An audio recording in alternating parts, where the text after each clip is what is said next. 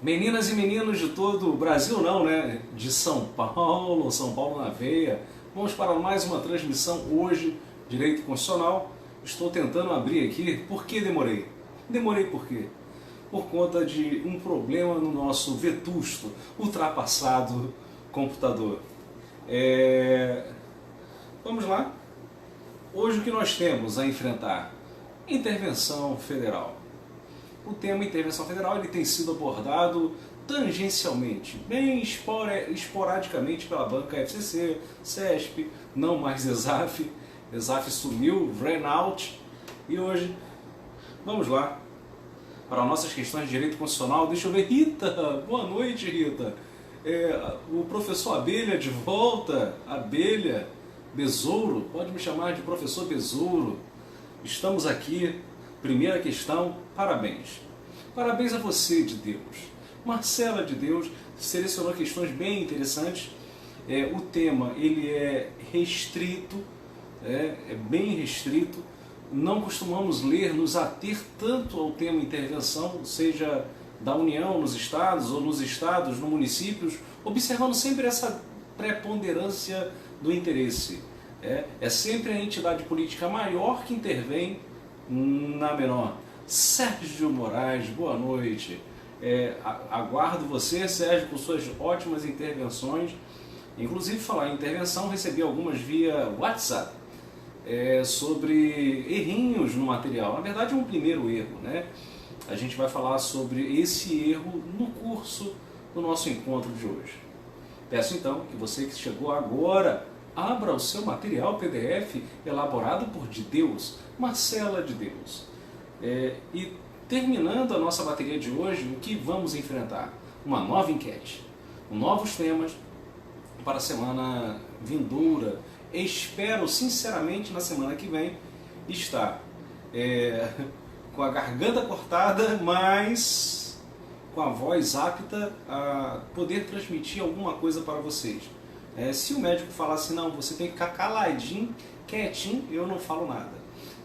Mas se ele me liberar, fala, não, isso é bobeira, isso aqui é uma cirurgia muito tranquila, não pega nada, e você pode no dia seguinte, subsequente, inclusive falar. Então, a gente vai ter a nossa transmissão normalmente, eu não vou me furtar a aparecer aqui e transmitir para vocês. Deixa eu ver, Diego Steve, seja bem-vindo, garoto bom. Então faça o seguinte, abra aí, Diego. Vamos ver a nossa primeira questão. Lembrando que quando se fala em intervenção, a intervenção, na verdade, ela tem como um pressuposto, né, uma aplicabilidade, inclusive, no nosso Estado, nossa forma de Estado que é federal. Existe um pacto entre nós, uma união indissolúvel, de indissolubilidade, e exatamente para manter essa integridade nacional, os Estados federais contam com o Instituto da Intervenção. Então, a intervenção, apesar de ser uma medida extrema, apesar de ser uma medida de urgência, apesar de não ser uma medida aleatória, ela é encontrada no texto constitucional primariamente para manter essa integridade nacional. Essa é a ideia da intervenção, pelo menos em seu repositório mais inicial.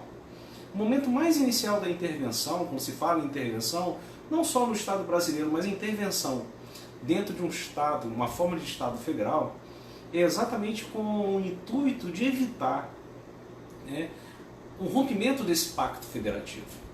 Então, estando tudo em conformidade com o pacto federativo, não há por que você decretar intervenção, sob pena de você romper com a desejada autonomia, tríplice autonomia que é conferida pelo texto constitucional às entidades políticas, também chamadas de entidades federadas. Lembrando que a intervenção federal, esse instituto, quando a gente fala intervenção federal, leia também intervenção estadual. Esse instituto ele é de extrema gravidade, ele é excepcional, e dada a excepcionalidade, exatamente por isso, o texto constitucional ele lista de forma taxativa números apertos, clausos, números clausos, taxativamente as hipóteses em que a União intervirá nos estados e os estados, por sua vez, em seus municípios. Você tem que entender que a intervenção do Estado em um município é em seu município, é dentro de sua linha territorial, e não em um município alheio de um outro Estado. E o Distrito Federal nunca intervirá no seu município, afinal a Constituição Federal ela veda que o Distrito Federal seja dividido em municípios. Deixa eu ver. Fala ceguinho, Renato Coimbra! Pois é, Renato, pode me chamar de Mestre Magu, Mr. Magu, me sinto assim. O som tá chegando aí, Renato, tá conseguindo me ouvir bem, Renato? Vamos lá. Primeira questão. Consideradas disposições atinentes a leitura obrigatória, tá? Esse tema, apesar de muito curto, apesar de relativamente simples, tudo é relativamente simples, né? Principalmente quando você estuda dentro de casa. Estudar em casa a coisa se torna muito mais simples. Resolver uma questão, seja do QC, seja do TEC, dentro de casa é muito mais simples. Tudo relativamente simples. Só se torna absolutamente complexo no dia da prova. Porque lá você vai enfrentar todas as matérias, disciplinas envolvidas em um grande caldeirão. Tudo misturado. Tudo misturado em um grande caldeirão. E aí isso se torna absolutamente mais complexo. Perfeito? Bom, temos aqui a leitura obrigatória dentre os artigos 34 ao 36. Isso aí você tem que ler. Se não quiser ler, leia pelo menos o resumo postado em nosso grupo de WhatsApp. E também arquivo carregado, esse arquivo carregado dentro do nosso grupo e do Facebook. Perfeito? Vamos à nossa primeira questão. Considerando as disposições atinentes, item 1. É cabível a intervenção dos estados e dos municípios quando não tiver sido aplicado o mínimo exigido na Receita Municipal na manutenção e desenvolvimento do ensino e nas ações e serviços públicos de saúde. Se você faz a leitura em âmbito federal, isso é gravíssimo. A não aplicação do mínimo exigido constitucionalmente no ensino, em ações e serviços públicos de saúde, isso é gravíssimo. Isso corresponde, inclusive, em âmbito federal, ao descumprimento de um princípio constitucional sensível. Princípio constitucional extremamente sensível. E em âmbito estadual não poderia ser diferente. Abre-se a possibilidade, sim, de o Estado intervir em seu município pelo fato de não cumprir esse desiderato, essa finalidade constitucional, que é aplicar o mínimo. Como o próprio STF já nos veicula, que existe uma escassez financeira, isso é patente, mas não pode o administrador público se furtar a todo momento de cumprir o mínimo existencial. Ele pode alegar reserva do possível, é claro que pode, mas existe um mínimo existencial que deve ser cumprido, inclusive eu, STF, exerço nesse momento, ainda que indiretamente, uma função política por cumprir, ou tentar fazer cumprir, uma política pública traçada pelo texto constitucional, com nossa carta considerada cidadã, né, extremamente principiológica. Então esse item 1 é verdadeiro. Caberá a intervenção do Estado no município, por ele não ter aplicado o mínimo na manutenção do ensino e ações de serviço público de saúde. A sentença é verdadeira. Então a resposta não pode ser B, a resposta não pode ser D de dado. Item 2. A intervenção dos estados nos municípios para assegurar a observância de princípios indicados na Constituição do Estado depende de provimento pelo STF de representação do Procurador-Geral de Justiça. Olha só que interessante. Eu não li a Constituição Federal. Imaginando que eu não abri a Constituição Federal. Imaginando que eu estou aqui tentando aprender por osmose. Estado intervir no município. É provimento pelo STF. Provimento pelo STF. O que o STF tem a ver com a questão do ferimento à autonomia, restrição à autonomia municipal pelo Estado? Absolutamente nada. O papel do STF se dá perante, as suas requisições são perante o chefe do Executivo Federal. Em nenhum momento haverá requisição do STF perante o Estado. Porque o STF é o guardião desse processo provimentório em âmbito federal. E o TJ vai ser responsável por receber as representações em âmbito estadual. É exatamente isso. O STF, em âmbito federal, recebe o provimento do PGR A Constituição Federal é calada, silente, silenciosa quando fala do provimento perante o Tribunal de Justiça. Bem provavelmente vai ser o Procurador-Geral de Justiça que fará esse tipo de pronunciamento, provimento, mas a gente não sabe, não precisa saber. E quem sabe eu tenho raiva, porque isso não vai cair na sua prova. Isso não está na literalidade constitucional. O que está na literalidade constitucional é que esse provimento é pelo Tribunal de Justiça. O STF tem nada a ver. Não tem nada a ver. O STF ele participa em 3 momentos. Quando o poder coacto, impedido de trabalhar, é o judiciário, então ele requisita a intervenção, provoca por requisição o chefe do Executivo Federal. Ele recebe o provimento do PGR em 2 situações. São a chamada ação interventiva para cumprir, dar executoriedade à lei federal, que não está sendo cumprida, ou mesmo o descumprimento de princípios constitucionais sensíveis. Então, gente, são esses 3 momentos que o STF participa. Ah, mas tem também ordem ou decisão judicial. Sim, um 4º momento. Então o STF ele participa em 4 momentos na intervenção federal. Federal. Tem nada a ver com o Estado. O Estado, no município, haverá um provimento pelo Tribunal de Justiça. A recepção do provimento pelo Tribunal de Justiça. O item 2 ele é falso. Item 3. O decreto de intervenção será submetido à apreciação da Assembleia Legislativa, é o que a gente chama de controle político, no prazo de 24 horas, e se esta não estiver funcionando, haverá uma convocação extraordinária pelo mesmo prazo de 24 horas, a sentença é verdadeira. Agora respira. Respirou? Então, o que acontece? Existem situações constitucionais em que você libera do controle prévio político. Esse controle feito pelo Congresso Nacional em âmbito federal, ou então pela Assembleia Legislativa em âmbito local, regional, melhor dizendo. Existe um afastamento prévio do controle político. Isso se a medida provocativa for suficiente para restabelecer a normalidade local, ou nacional, ou regional. Acompanhe comigo. Descumprimento de princípios constitucionais sensíveis, execução de lei federal, então é a ação interventiva, com provimento pelo PGR, então não há controle político prévio, não há controle político. Haverá a oitiva a oitiva, o pronunciamento do Conselho de Defesa, Conselho da República, sim, mas não há controle político pelo Congresso Nacional. Ou ainda, provimento feito pelo Tribunal de Justiça, recebimento do provimento no Tribunal de Justiça, pelo fato de o município ter descumprido os princípios da Constituição do Estado. Então respira. Nesses 3 casos é que não há prévio controle político.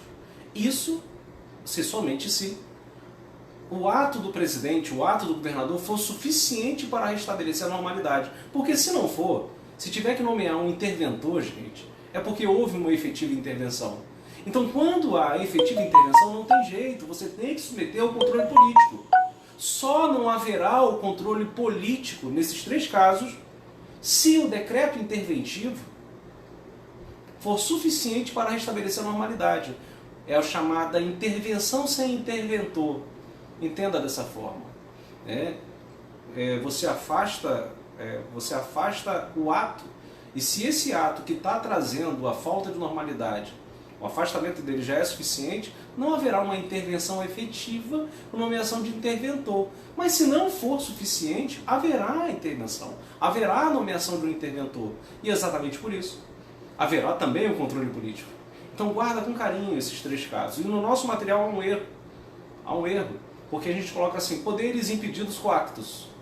Legislativo, Executivo e Judiciário. No caso de Judiciário, em âmbito federal, compete ao STF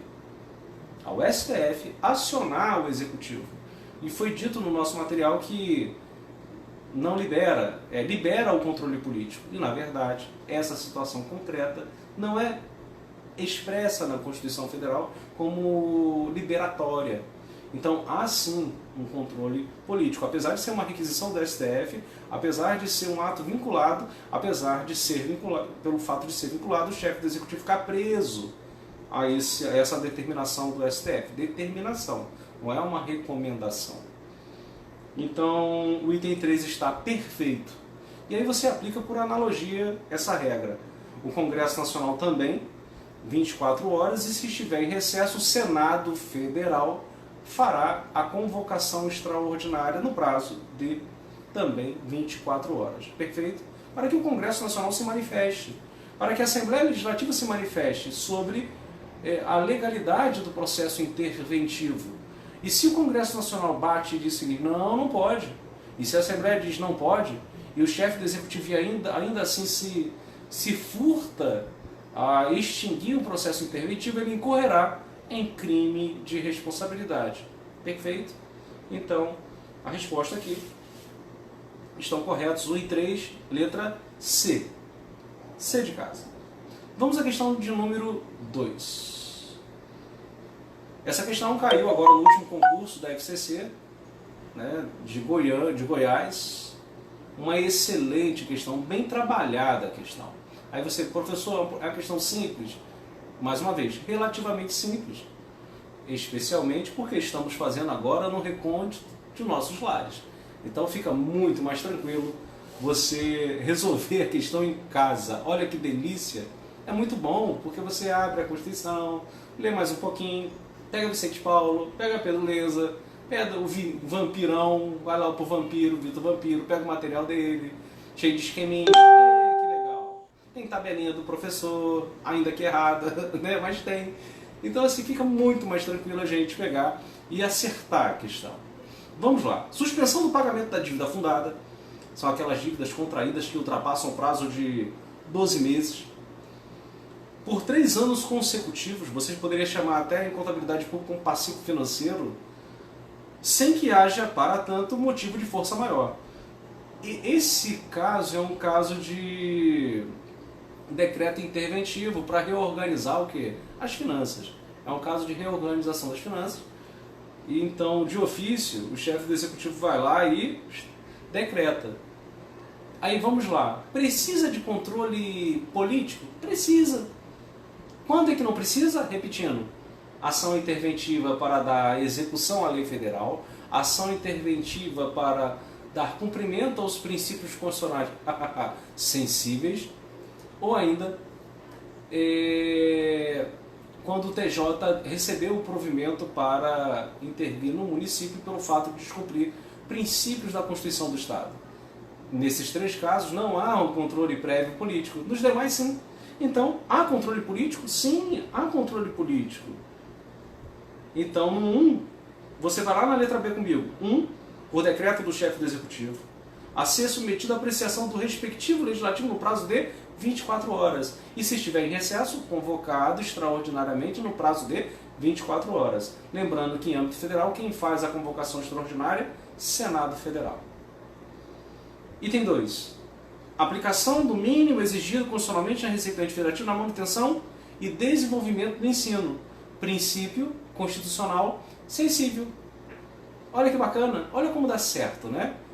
O artigo 34, inciso 7, vem trazendo os princípios constitucionais sensíveis. Um deles diz exatamente a necessidade de você aplicar o mínimo com ação de serviço público de saúde ou ensino. O mínimo. Haverá uma ação por parte do PGR lá no STF, e o STF vai pedir ou vai mandar? Vai mandar que o chefe do executivo ajuste isso, conserte isso, afastando-se o controle político, porque são aquelas 3 situações que se afastam do controle político. Então vamos lá. Letra B. 2. Mediante provimento do STF de representação do PGR, em caso de intervenção federal. E por decreto do governador, em caso de intervenção estadual. Perfeito. Vamos para o item 3. Não pagamento no prazo, de modo deliberado, em razão injustificada de precatório judicial. E aí nós temos uma decisão judicial que transitou em julgado, né, porque é responsabilidade civil do Estado.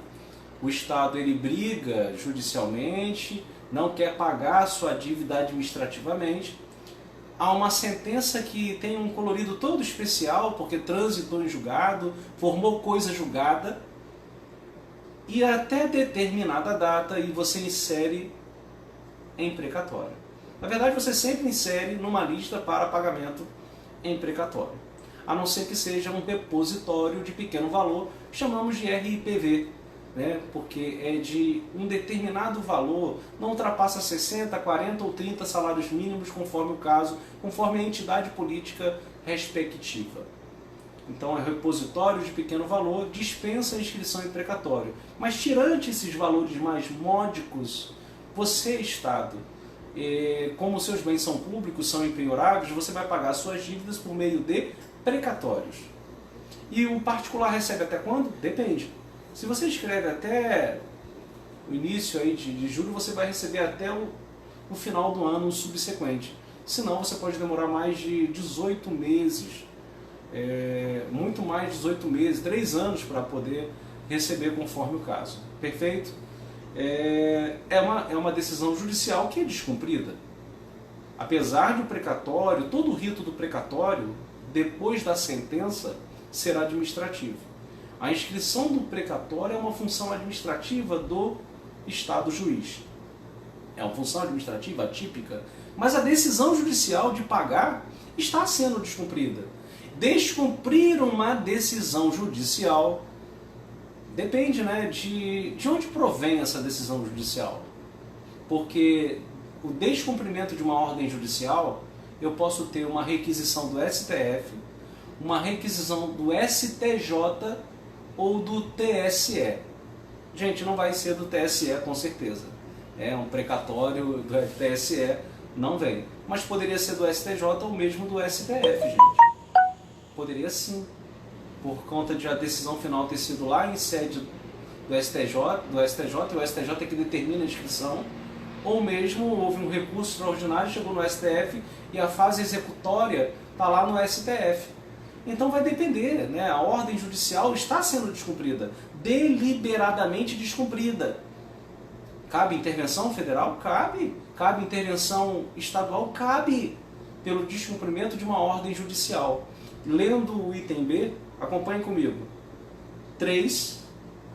Mediante requisição do órgão judiciário competente, a banca foi perfeita, pode ser o STF, pode ser o STJ, pode ser o TSE, em caso de intervenção federal, e provimento pelo Tribunal de Justiça de representação PGR, em caso de intervenção estadual. Perfeita a sentença, perfeita. O descumprimento de uma ordem judicial no Estado não é STF, STJ ou TSE. É o TJ, gente. O órgão competente dentro dos estados é o TJ. É ele que vai dar provimento à intervenção estadual no município. Então a resposta é a letra B. Vamos à questão de número 3. Caso pretenda decretar intervenção federal em um estado da federação, o presidente deverá levar em consideração, segundo a Constituição, essa medida. Letra A. Permite a suspensão excepcional da autonomia do ente federativo, podendo ser efetivada apenas nas situações expressamente indicadas na Constituição. Me parece ser a resposta. Mas eu vou ler o item B. Não poderá suspender ainda que temporariamente o exercício das competências atribuídas sob pena de ser violado o princípio federativo. Ao contrário, a intervenção é exatamente para trazer à normalidade o fato de o Estado não estar cumprindo com as finalidades constitucionais. Não poderá afastar as autoridades estaduais.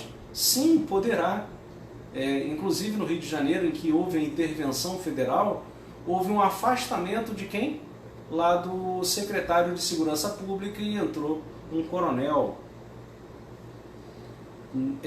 Então poderá afastar? Sim, e se afasta.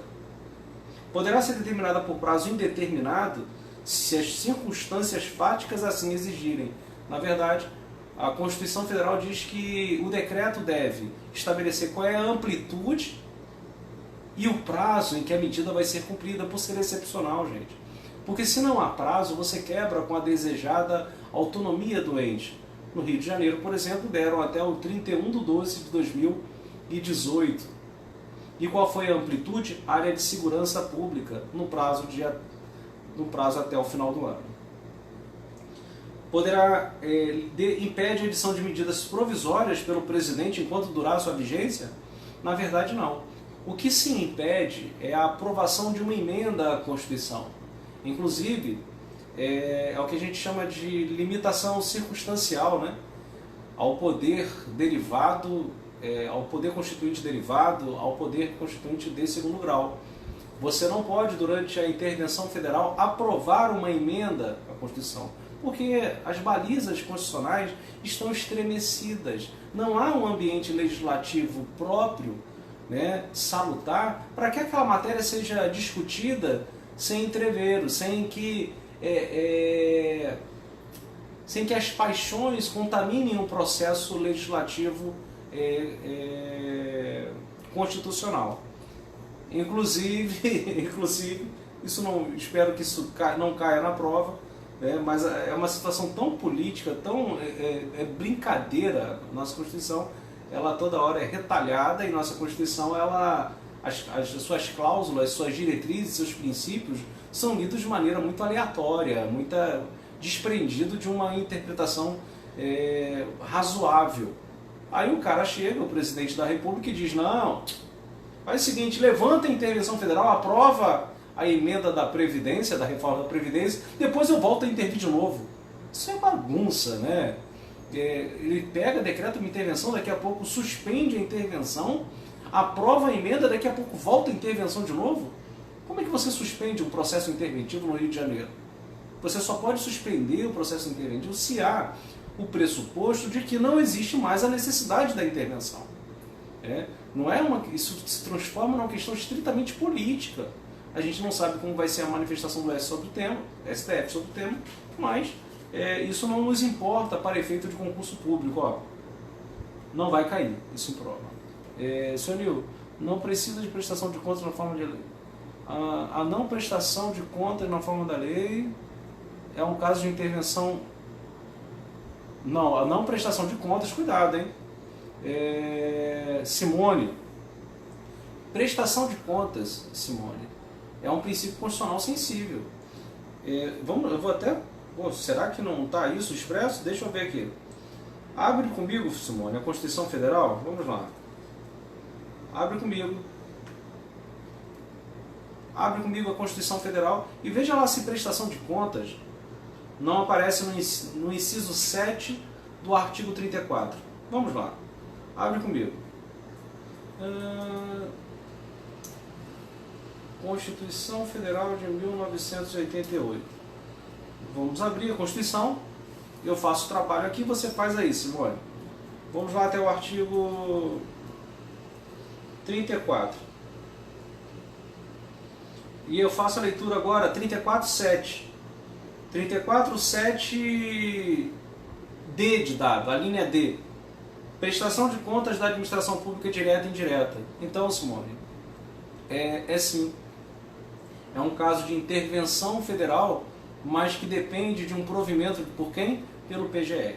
De uma representação do PGR perante o STF, por ser um princípio constitucional sensível. Perfeito?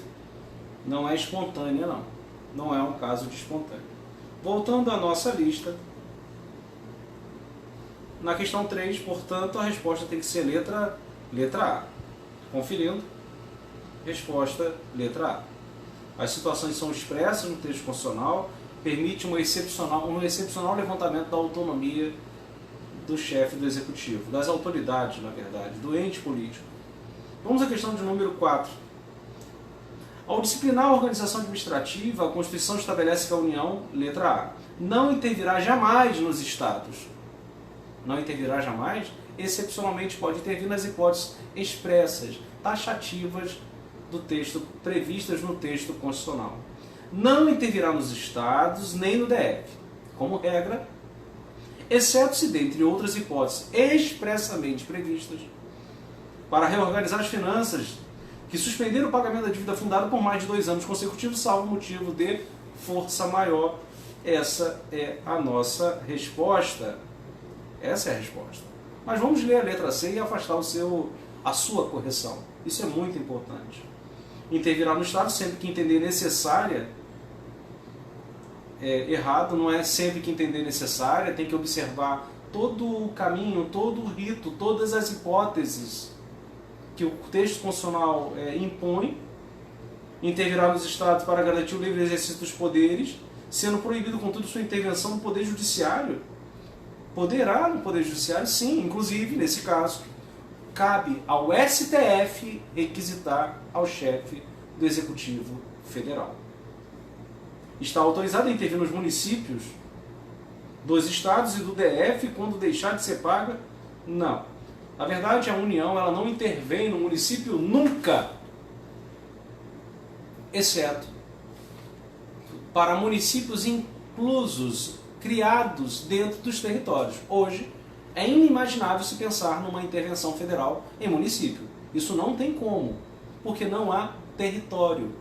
Professor, mas eu posso ter em tese uma intervenção em um município se cair na prova? Sim, verdadeiro. Em tese, o texto constitucional possibilita que a União intervenha em um determinado município. Sim, afinal, o território ele pode ser dividido em municípios. O que não ocorre em relação ao DF, gente. O DF não pode ter município. Então, confirmada a resposta, a letra B de bola. Já fala... Lá fala em prestação de contas. Isso mesmo, Simone. Vamos à questão número 5. A intervenção da União nos municípios, olha aí. União nos municípios localizados no território. Não poderá ocorrer no caso de... Letra A, ser paga por 2 anos consecutivos da dívida fundada. É uma situação que autoriza... Gente, olha só. É uma situação que autoriza o Estado intervir no município. Portanto, autoriza a União intervir no município eventualmente situado dentro do seu território. Não serem prestadas contas na forma da lei. Mais uma. É uma situação que autoriza o Estado a intervir no município. Portanto, autoriza a União a intervir no município localizado no território. Não ter sido aplicado o mínimo. Não ter sido aplicado o mínimo, autoriza o Estado a intervir no município. Logo, autoriza a União também a intervir no município localizado no território. O Tribunal de Justiça do DF dar provimento à representação de execução de lei, autoriza que o Estado intervenha no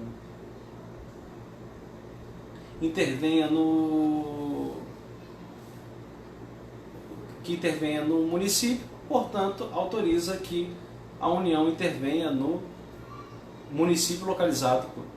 Necessidade de por termo grave comprometimento da ordem pública. Olha só como fazer prova é uma coisa bacana, né? Eu não li. Vamos supor que eu não tenha lido absolutamente nada no texto constitucional sobre isso. Aí eu fiquei em dúvida na questão.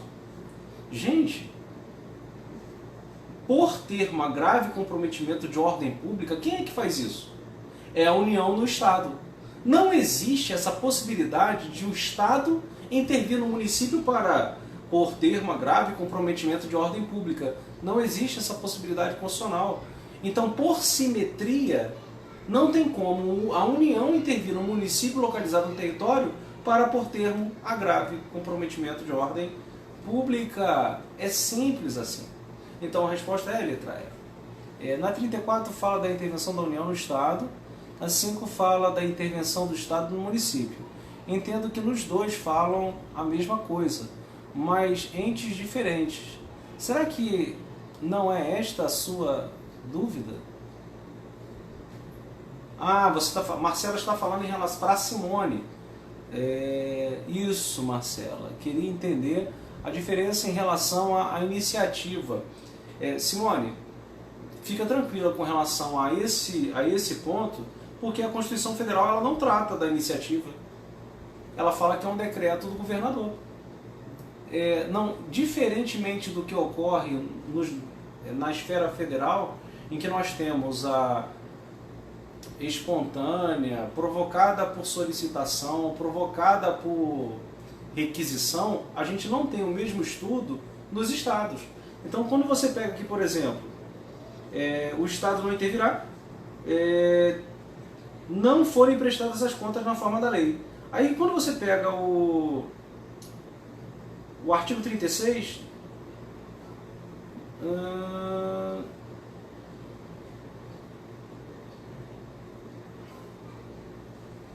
no artigo 36 não fala absolutamente nada. Olha aqui, Simone, não fala absolutamente nada. A decretação da intervenção dependerá, nos casos do inciso 4, de solicitação do poder coacto ou de representação do STF se for o poder judiciário. No caso de desobediência à ordem de decisão judicial, do STF, provimento. Aí vem, o decreto interventivo especificará, se não houver funcionamento, nos casos de, dependerá do Congresso, Assembleia, não há absolutamente nada. Nada. Então, para efeito de prova, eu diria que é um caso de espontânea do governador. É um caso de espontânea do governador. Ele faz isso de ofício, ou mesmo provocado por alguém. Não vejo nenhum obstáculo de ele fazer isso de forma espontânea, ou alguém provocar o fato de não ter ocorrido a devida prestação de contas. Não há nenhum obstáculo nisso, Simone. Porém, eu libero você desse ensinamento porque a Constituição ela não fala nada, ela não é expressa em relação a isso. Voltando à nossa lista.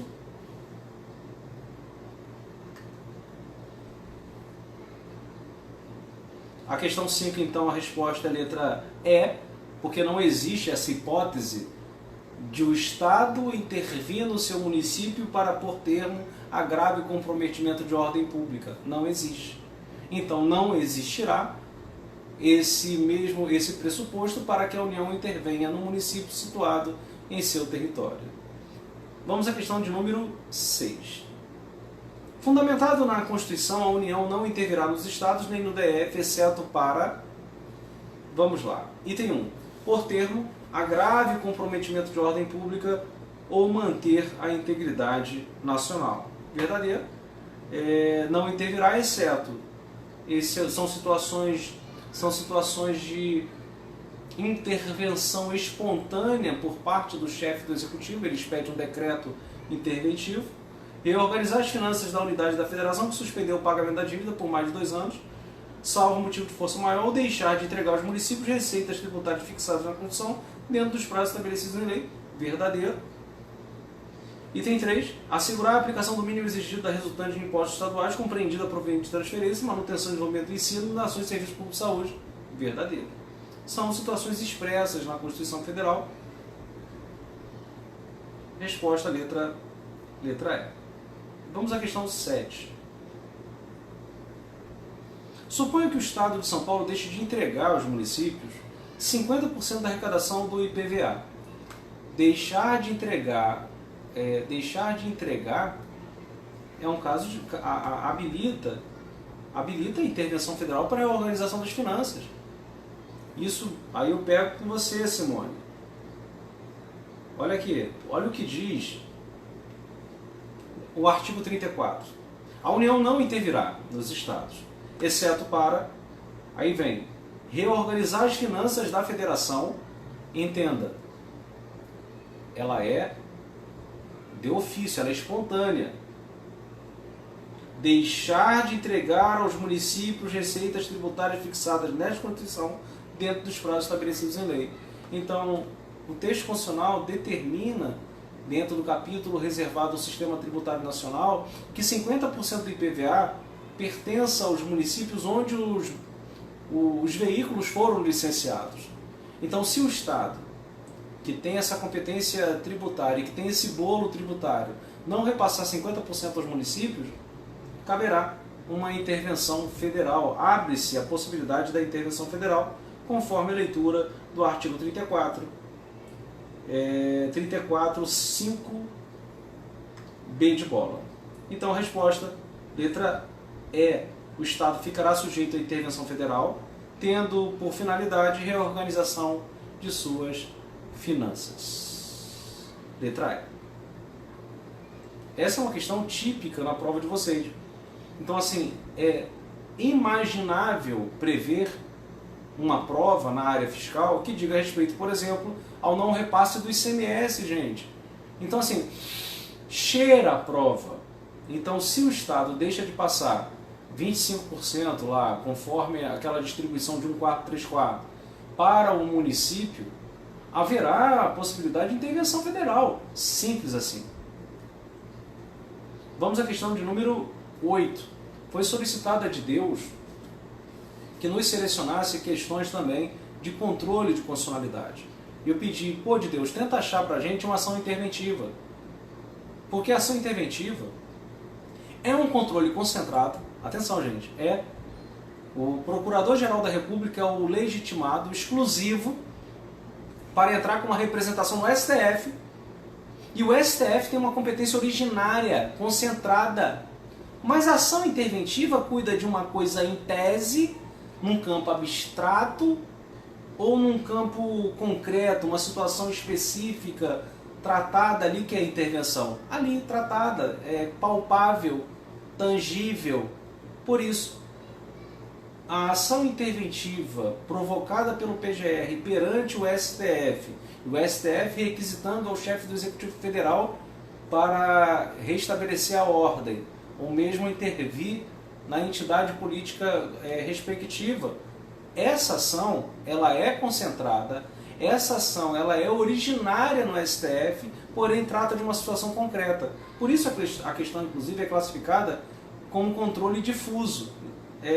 Não é propriamente um controle difuso, né? É um controle concentrado, concreto. Guarda com carinho essa informação. É a ação direta proposta pelo STF, ensejando um controle concreto de constitucionalidade. É um controle, ação proposta diretamente no STF, então entenda, originária, competência concentrada, controle concentrado, tratando de uma situação concreta. Então é um controle concentrado, concreto, verdadeiro. Tem como parâmetro de controle os princípios constitucionais sensíveis, pode ter, né, essa representação interventiva e ação interventiva. A representação interventiva ela se dá por manejo do PGR como autoridade exclusiva, legitimado exclusivo, exclusivo, por conta do descumprimento de princípios constitucionais sensíveis listados exaustivamente, taxativamente, no inciso 7 do artigo 34 da Constituição Federal.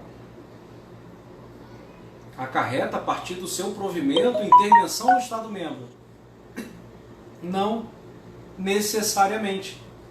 O que vimos? O STF requisita, o STF julga. Se esse julgamento, se essa requisição perante o chefe do Executivo já for suficiente, não haverá intervenção.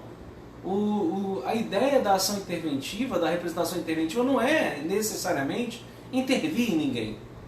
Você quer reconhecer a inconstitucionalidade do ato, avisa, comunica ao chefe do Executivo, ele vai lá e tenta debelar, afastar, apagar aquele ato, trazendo a normalidade à situação, trazer a normalidade anterior. Tem como legitimado ativo o PGR, a AGU? Não. Legitimidade exclusiva é do PGR. Então a resposta 1 e 2, letra B de bola. Parabéns de Deus. Uma prova muito boa, questões bem selecionadas e cheira concurso. Cheira concurso, gente. Ação interventiva. Porque no edital temos o controle de constitucionalidade e no edital temos essa parte de organização do Estado. Então, em uma única questão, a banca consegue abordar dois tópicos do edital: o controle de constitucionalidade por meio de uma representação interventiva e também a organização do Estado no que atinge a intervenção federal. Vamos à questão de número 9. A ação direta de inconstitucionalidade e a ação declaratória tem o quê? A ação direta de inconstitucionalidade e a ação declaratória de constitucionalidade são ações abstratas de competência do STF ou mesmo de competência do TJ. Do TJ, sim. O que muda é a base de controle, o bloco que vai ser utilizado para se aferir à constitucionalidade da norma. Se o bloco de constitucionalidade o repositório é a Constituição Federal, a competência é do STF. Então a ação abstrata, o controle concentrado, o controle originário é do STF, por ser ele o guardião da Constituição Federal. Agora, se a baliza de controle é a Constituição do Estado, o órgão que tem o controle concentrado, abstrato, é o TJ local. Perfeito? Então, a ADIM e a ADC, elas existem na Constituição Federal e podem, por simetria, se espalhar nas constituições dos estados, tendo no estado o TJ como órgão competente e tendo na União o STF como guardião da nossa Constituição da República. Letra A. Como requisito de admissibilidade, a comprovação de controvérsia judicial para ação direta de inconstitucionalidade, ela não tem como propósito tornar uma lei, tornar uma presunção de lei em absoluto, a presunção da lei constitucionalmente absoluta. Não é essa a finalidade de uma ação direta de inconstitucionalidade. Quando você entra com uma ação direta de inconstitucionalidade é para ver a lei declarada inconstitucional. Professor, mas pode acontecer de no final o STF reconhecer como constitucional? Sim. Pode acontecer de reconhecer inconstitucional? Sim. Posso entrar com uma ADC e ele reconhecer como constitucional? Sim. E assim tornar uma presunção absoluta de constitucionalidade? Sim, porque antes era relativa. Inclusive havia uma controvérsia judicial, que é inclusive o filtro inicial para que você ingresse com uma ADC contra uma lei ou ato normativo federal. Mas também pode pensar pela inconstitucionalidade. Por isso que a ADIM e a ADC são ações ambivalentes. O julgamento procedente da ADIM é a ADC de sinal negativo. O julgamento positivo da ADC é a ADIM de sinal negativo e vice-versa. São ações com efeitos ambivalentes, dependendo do pronunciamento a favor ou contra do STF. A ADIM pode ter o efeito da ADC quando julgada improcedente. A ADC pode ter o efeito da ADIM quando julgada improcedente e vice-versa. Perfeito? Então, a ADIM e a ADC, elas se alteram em relação a quê? Elas se alteram em relação aos legitimados? Não, são os mesmos. A Emenda Constitucional 45 do ano de 2004 nivelou os legitimados. Ela diverge em relação a quê? Ao ato, ao objeto, por exemplo. O objeto de uma ADIM é muito mais amplo, porque além do ato e lei federal, também pode ter lei estadual e mesmo lei distrital, quando editada em competência reservada aos estados. Mas essa matéria de controvérsia judicial, gente, não é algo típico da ADIM. Você não precisa ter esse filtro, que a gente chama de requisito de admissibilidade na petição inicial, para ingressar com a ADIM. Precisa para a ADC. Porque a ADC é exatamente o quê? A ADC é STF, pelo amor de Deus, diga que essa lei é constitucional, pelo amor de Deus. Diga que ela é constitucional. Eu quero que você reconheça ela constitucional, porque no Brasil inteiro está tendo uma controvérsia judicial imensa. E cada juiz uma sentença, cada juiz uma cabeça, uma sentença, e as matérias, e aí vem recurso especial, vem recurso extraordinário. Então a STF, pelo amor de Deus, pacifica, torna essa presunção relativa, hoje, em absoluta, julgando a ADC. Então o requisito, o filtro de admissibilidade, que é a controvérsia, é específico à ADC. B. Por objeto atos normativos da mesma espécie, não. Os efeitos são os mesmos, erga omnes, vinculantes e repristinatórios. São os mesmos. Mas não existe a identidade de objeto, o objeto da ADC é mais restrito. Os mesmos legitimados ativos, sim, admitem em seu procedimento a participação de terceiros na figura do amicus curia, né? Além do julgamento de mérito decorrente do seu processamento produzir eficácia contra todos os efeitos vinculantes. Me parece ser a letra C a resposta. Letra D. Por objeto ato normativo da mesma espécie, não é. Nós sabemos que a ADC tem um objeto mais restrito. Os mesmos legitimados e seu cabimento requer a comprovação de controvérsia judicial? Não. A controvérsia judicial é um requisito, um filtro de admissibilidade da ADC. Ação declaratória de constitucionalidade. Por favor, STF, reconheça essa presunção agora absoluta. dar uma presunção absoluta a essa lei que tanto é discutida nas esferas judiciais abaixo de você. Então a resposta, a letra C, vamos confirmar. Resposta, a letra C. E a nossa última questão, nessa questão eu pedi assim, Marcela de Deus, procura uma questão que trate sobre a ação interventiva e procura também uma questão que traga a figura do amicus curia. Porque o que acontece, gente, não existe no processo objetivo, abstrato, não existem partes. Isso foi falado no último encontro e eu volto a falar hoje volto a falar no dia de hoje. Não há partes no processo objetivo. Então, não há intervenção de terceiros. Eu não posso ter intervenção de terceiros. É incabível a intervenção de terceiros. Isso é dito pela doutrina, foi incorporado pelo STF um pouco mais à frente em lei. Não cabe a intervenção de terceiros, exceto, e aí é o que cai na prova, a figura do amigo da corte, amigos da corte, amici curia, os amigos da corte.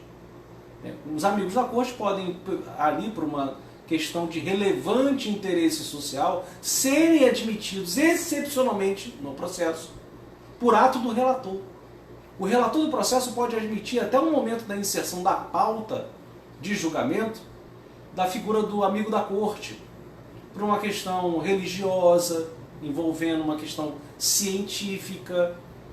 Então, pessoas físicas ou jurídicas, é o que nos revela o Código de Processo Civil, incorporando essa intervenção atípica do amicus curia. Pessoas físicas ou jurídicas que tenham um conhecimento sobre a matéria podem ser admitidos pelo relator do processo no STF para dar uma contribuição à dinâmica. Porque, gente, sendo bem desmerecendo o conhecimento dos nossos ministros, gente, são pessoas com uma sapiência a perder de vista, mas não conhecem tudo, porque Celso de Mello não é um religioso fervoroso, talvez. Ele não é um cientista, como também não é Toffoli, como também não é o Gilmar Mendes. Um cientista, onde é que começa a vida? Onde é que termina a vida? Quando termina parece mais ou menos fácil, né, entender, não sei, é com a morte cerebral? O último batimento cardíaco? Não sei, eu não sei. A alma sai, tem alguma coisa aí de cunho religioso, e quando inicia? É muito mais complexo ainda. Então, quando você vai julgar um processo de anencefalia, por exemplo, o STF admitiu lá dentro que pessoas discutissem, lá no STF fizessem sustentação oral, demonstrando os aspectos religiosos no aborto do anencéfalo, os aspectos científicos do aborto do anencéfalo. Então, toda uma comunidade, naquele primeiro momento, só pessoas jurídicas, tá? Porque o STF não admitia em sua jurisprudência que pessoa física fizesse o papel de amigos da corte, de amicus curia. Só a pessoa jurídica podia lá pedir ao relator para ingressar no processo e tentar contribuir nesse debate judicante. Então guarda com carinho que essas pessoas ingressam tentando colaborar, conferir ao STF uma amplitude socioeconômica, cultural, que ele não tem às vezes. Isso é normal, nós não temos, nós não conhecemos tudo. Então o amigo da corte, ele entra dentro do que Peter Herber trata de sociedade aberta dos intérpretes. Existe uma interpretação oficial. Eu costumo, na aula, fazer o desenho de um funil, né? Então aqui sai uma interpretação oficial, mas o caminho interpretativo pode ser diverso. Eu entro num caminho religioso, científico, econômico, do próprio STF, da literatura, doutrina especializada, mas no final quem interpreta a Constituição é o STF, tendo dentro da entrada do filtro vários caminhos que ele vai tentar construir a sua decisão final. Então essa é a figura da amicus curia. É uma intervenção atípica, excepcional e admitida pelo relator. ou não. O relator pode indeferir também o ingresso, por achar que não há necessidade, não há relevante interesse social na matéria que comporte o ingresso de tanta gente, ou de pessoas físicas ou jurídicas, porque não há necessidade desse caráter contributivo. E a última questão, de acordo com o Sistema Brasileiro de Controle de Constitucionalidade, letra A. Lei federal que condiciona a criação de associações à prévia autorização da administração pública é com ela incompatível, podendo ser objeto de ADIM. Editada anteriormente à Constituição Federal? Não. Só existe uma forma de um controle concentrado, abstrato, de uma lei anterior, pretérita à Constituição de 88. E essa forma é a nossa ADPF, isso já foi falado, é a chamada ação bombril. Tem 1001 utilidades. Toda vez que não couber uma ADIM ou ADC, ou outra ação abstrata de competência originária do STF, você pode supletivamente fazer uso da ADPF. B.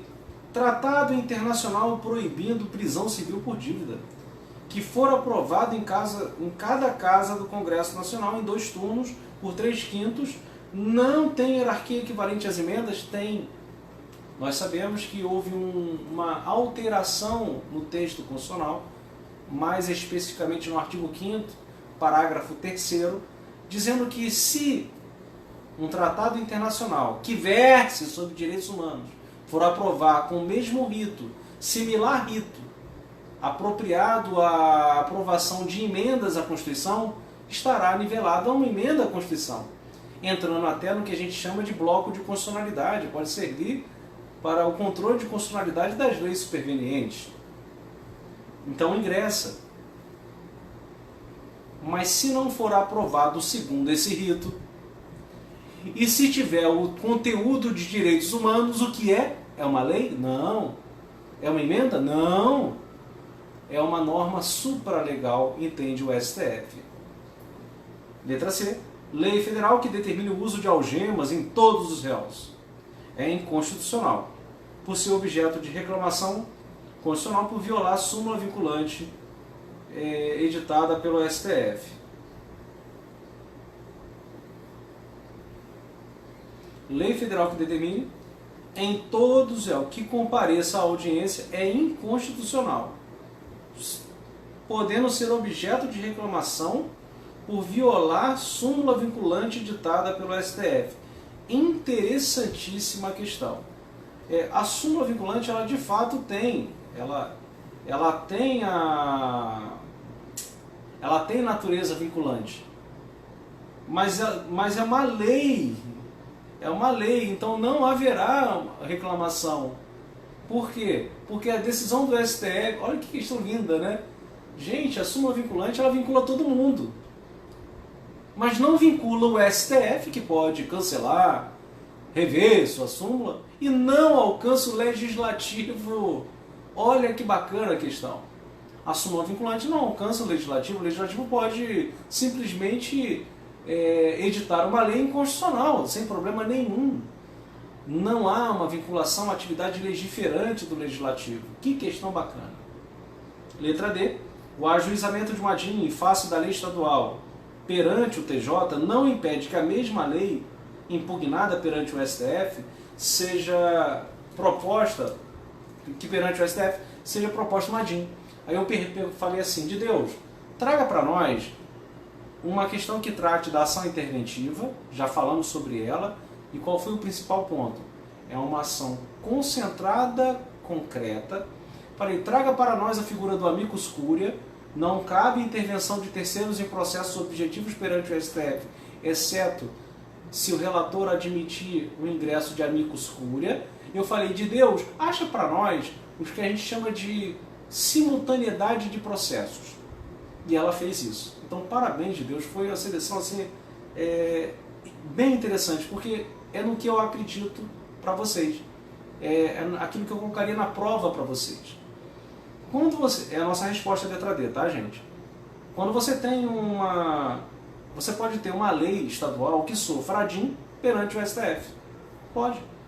E essa mesma lei pode sofrer ADIM no TJ. Então eu vou ter um ADIM no TJ e um ADIM no STF. E aí vamos lá. O que acontece? Quem vale mais? Bom, a norma da Constituição Estadual é uma norma de reprodução obrigatória, por exemplo, lá no STF. Sabe o que acontece? Paralisa. De cara. Essa ADIM, no Estado, ela vai ficar paralisada, porque vale mais a decisão do STF. Se o STF reconhece, atenção, inconstitucional a norma, o que acontece? A norma morre. Como assim, professor? A norma morre. Com efeitos vinculantes e erga omnes para todos. Então o TJ não pode chegar e falar que é constitucional. Simples assim. A decisão do STF vai vincular o TJ. Guarda com carinho essa informação. Quando se reconhece a inconstitucionalidade de uma norma, ela é apagada do ordenamento jurídico com efeito ex tunc, de regra, a não ser que o STF faça modulação temporal por um quórum de 2/3 de seus membros. Perfeito? Agora, um outro caso, o STF reconhece a constitucionalidade da norma. O TJ local pode continuar com o processo? Sim. Reconhecer inconstitucional? Sim. Utilizando como parâmetro, como argumento, um outro que não foi utilizado pelo STF. Então guarda com carinho. Quando o STF reconhece a inconstitucionalidade, o TJ fica vinculado. Se o STF reconhece a constitucionalidade, isso não vincula o TJ local, que pode, com fundamento outro, reconhecer a inconstitucionalidade da norma estadual, inclusive apagá-la de seu ordenamento. Perfeito? Então a resposta é a letra D. E na letra E, acordo do TJ que julgue por maioria simples improcedente um ADIM, resulta com efeito vinculante para todos. Nós sabemos que o Tribunal de Justiça, ou qualquer tribunal, tem que observar o artigo 97 da Constituição Federal. O artigo 97 da Constituição Federal traz a cláusula da reserva de plenário.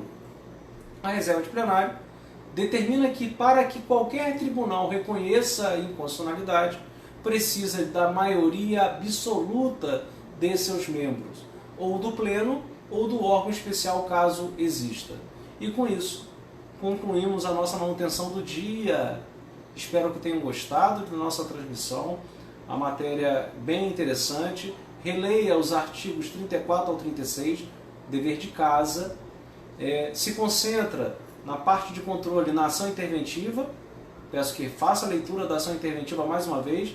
Peço que encontre um manual qualquer e faça a leitura da figura do amicus curiae. Pode interpor recurso, pode fazer sustentação oral. Quem é esse amicus curiae? Quando ele é indeferido o seu ingresso no processo, ele pode pedir, recorrer, entrar com algum agravo, com embargo. Qual é o nome do instituto que ele utiliza para poder impugnar a decisão do relator que indeferiu o seu ingresso? Perfeito? E o último, o chamado a simultaneidade de processos no Tribunal de Justiça e no STF. Perfeito? Fique com Deus.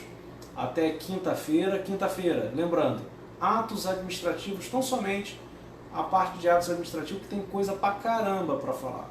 Ok? Um grande abraço, uma boa semana, início de semana, bons estudos a todos, a todas, e até um próximo encontro. O professor Abelha se despede de vocês. Besouro.